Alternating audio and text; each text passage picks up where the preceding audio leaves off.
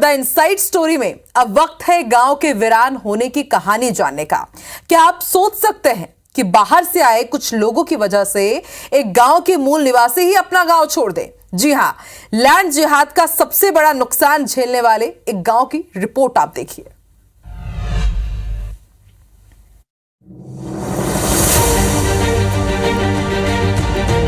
वीरान गलियां, सुनसान सड़कें, एक गहरी खामोशी।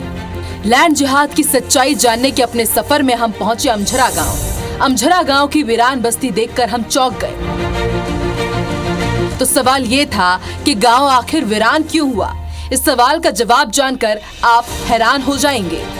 दरअसल गांव से लगी हुई 200 एकड़ सरकारी जमीन पर पिछले 15 साल से वर्ग विशेष के लोगों ने कब्जा करना शुरू किया। कब्जा की स्थिति ये है कि आज करीब 300 मकान कब्जा कर बनाए जा चुके हैं। आए दिन के विवाद के बाद यहाँ के ज्यादातर लोग अपने परिवार के साथ गांव छोड़कर भोपाल रहने चले गए। ग्रामीणों ने इस बेजा कब्जे की कई बार शिकायत भी की, लेकिन प्रशासन ने कोई कार्रवाई नहीं की। सब बाहर से आ रहा रिश्तेदार, यही बस्ती के ऑर्गन के रिश्तेदार आ रहा है। कुछ सरपंच ला रहा है, बन रहा मकान कुट्टी दे रहा। बस और क्या। कैसे बन रहा है? कितनी आबादी हो गई? कब से चल रहा है ये सब? पूरी बात बताओ। जो सब चल रहा हूँ 10 साल से हो रही है।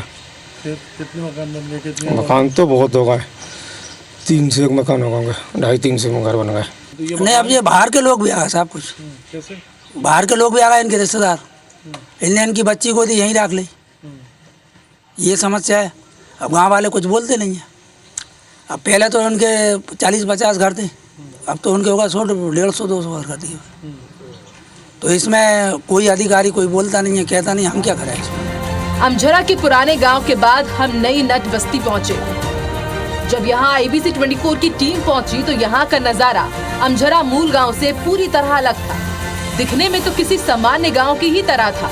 यहाँ स्कूल था, हैंडपंप, पक्की सड़क, लोगों के पक्के मकान, खेत खलिहान, सब कुछ सामान्य गांव की ही तरह लगा। लेकिन ये सब बीते 10 सालों में बना, वो भी सरकारी और वन विभाग की जमीन पर। अभी हम भोपाल से 15 किलोमीटर दूर अमझरा गांव में खड़े हैं, जहां पर नई बस्ती बसाई गई है। आप देखिए मेरे पीछे जो लगातार जंगली इलाके में घर बने हुए हैं, वो आपको लाइन से दिखेंगे।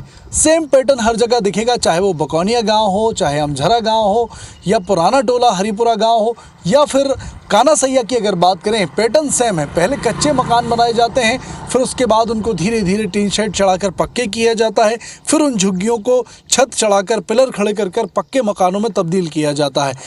भोपाल के आसपास जहाँ जहाँ भी जिस गाँव में हमने निरीक्षण किया है, ऐसी ही तस्वीरें सामने आती हैं जो किसी सुनियोजित साजिश के तहत सरकारी जमीनों पर कब्जे का इशारा करती हैं। अमझरा गांव की इस नट बस्ती में 15 साल पहले अच्छे मियां अपने परिवार के साथ रहने आए थे, लेकिन धीरे धीरे अच्छे मियां के रिश्तेदार और परिचित यहां बसते चले गए। अच्छे मियां बीते 15 सालों से यहां के सरपंच है और यही वजह है कि ये जगह खास समुदाय के लोगों को लगातार आकर्षित कर रही है।